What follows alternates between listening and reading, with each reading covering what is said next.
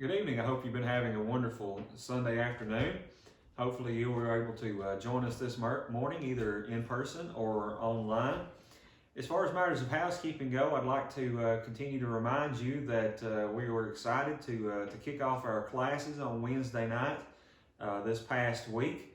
And of course, Louie is teaching a class in the auditorium. It's in relationship to questions that were asked to Jesus that we read about in the Bible. And he's also challenging people to come up with their own question if they could have kind of a sidebar, if you will, with Jesus and to ask him just one question, and he's going to be willing to answer that. What would that question be for you? So that's Louie's challenge to you. Louie has worked to get this set up to where a Zoom meeting was offered for this last week. We had at least one that took advantage of that. It's still streaming online, but if you want to be able to interact with the class, I would encourage you, and I'll do my best to send out a link to that again this evening when I send out this devotional. It'll have the link for the meeting with the ID and the password. And if you're able to take advantage of that, then you would be able to interact with the class, to ask questions and maybe to present your own question when that time comes about. So I think it's a good opportunity. It's amazing the things that God has blessed us with, the ability that God has given human beings to come up with things like this, and for us to be always looking for better ways and other ways and new ways, if you will, to get the message out and to teach God's Word. So we want to be the best stewards that we can possibly be. And also we have our kids back in classes. The teachers are wearing masks. The rooms have been spread out. Teachers and elders have put some thought into where the locations for the rooms could be. And the best way to spread the kids out, so the teachers are wearing the mask, kids are wearing the mask. We've got them spread out as best as we can. So I challenge you, if you would, if you've not, to consider bringing your kids to those classes. We would love to have them in there, and to be back on the road of educating our kids in the most important thing that we can possibly educate them in, and that is in the Bible. Ultimately, this decision is going to be up to you. The elders are still offering our online services, so which will always be available, but you have that opportunity as well. So Wednesday night at 6:30, join us online or in person if you would. Now, as far as the devotional goes for today, it'd be hard to let this weekend slip by and not think about some things from back in 2001. Obviously today, and I would sneak a look at my watch, but I believe it's the 13th, and September the 11th fell this past week, and it brings back, it stirs up a lot of memories. One of the things to me that was, nothing was good about those terrorist attacks and things of that nature, but I would say that one good thing about that is that we had quite a bit of unity in terms of people, quite a few people that were seeking God that had not done so in a very long time. They were praying, they were asking for God's help. It made all of us realize that even as powerful as this country is, and as strong as we might think our army is, and as involved as people might become and wrapped up in politics as a person could possibly be, we can see that all those things can be brought to nothing in just a moment. And ultimately, God can bring the whole thing to nothing at a moment's notice. But one thing that I want you to think about is, you may have heard something like this before, but you think about all those people that said goodbye to their wives that morning, said goodbye to their husbands, goodbye to their children, and they didn't make it home that day. There were 2,977 casualties that are listed for that day. So 2,977 people that they left home and they did not make it back. But from one standpoint, that is a big number. But there are things that happen around this world on a regular basis to events that take many people's lives. In fact, if we just looked at some numbers that I found on the internet, there's about 54,750,000 people that die in the world each year. Now, that's about 3 million people that die in the United States each year.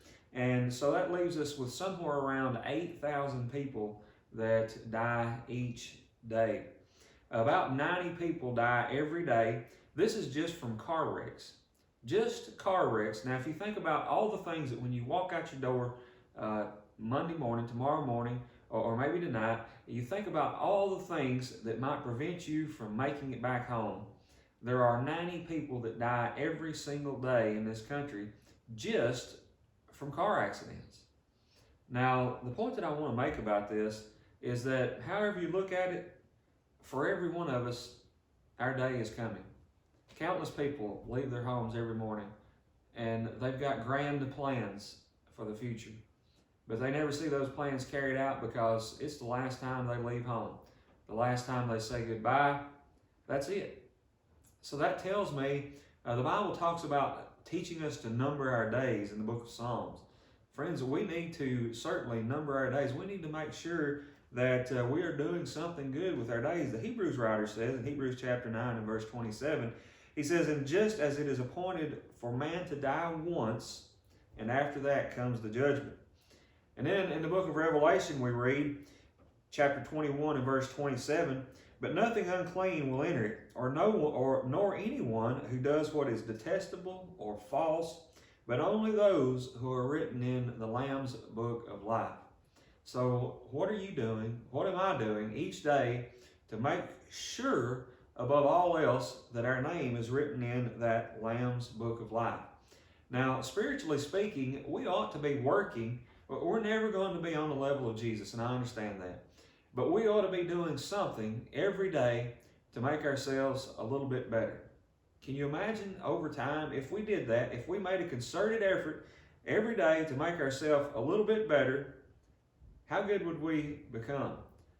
Maybe it is that instead of doing that, we're actually becoming a little bit worse each day. Now, C.S. Lewis talks about this in his book, Mere Christianity. And in the scheme of 70 years, well, if a person lives on the average somewhere around 70 years, I know that's a split between the men and the women and things like that, but on the average, if a person lives somewhere around 70 years in the grand scheme of that, if they got a little bit worse over time, well, they could be pretty bad by the end of their life. But what we know as Christians is, what we know as people that study the Bible is, what we know that as people that believe in a Creator, we know that He has given us a spirit that we're going to live forever. Yes, we're going to die once and then the judgment, but that spirit is going to live somewhere forever.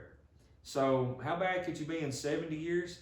How bad could you be in 1,000 years, 2,000 years? That is what hell is going to consist of. It's going to be people that started out, made a mistake, and over time they got worse and worse and farther away and lost.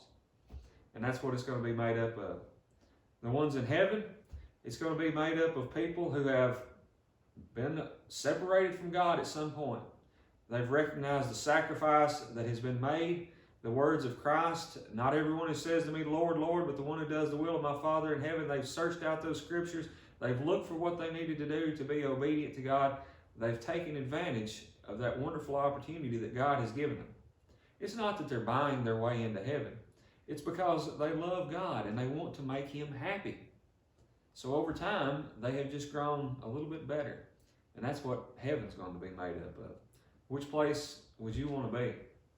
Think about how much better this world would be if everyone who proclaims and calls themselves to be a Christian, every single person that stamps on their Facebook page a Christian, that when someone asks, they say that they're a Christian, what if every single one of those people worked and made up their mind, every day I'm going to do something that makes me a little bit closer to God, that makes me a little bit better person? How good is that person going to be? But even more than that, how much better is this world going to be? Friends, I would challenge you to take this with you into this week. If you've not started your walk with God, you need to obey the gospel. If you don't know what that means, you need to reach out to me and I'll be glad to study with you. But if you have, I challenge you to go into the rest of your life making up your mind every day, I'm going to do something, and maybe not just one thing, but I'm going to, at the very least, do something to make myself better spiritually. Prayer, studying God's Bible, all those things needed to be added together, and I believe that your life in this world will be a much better place. Friends, I want to thank you once again for tuning in, and I pray that you'll have a blessed week.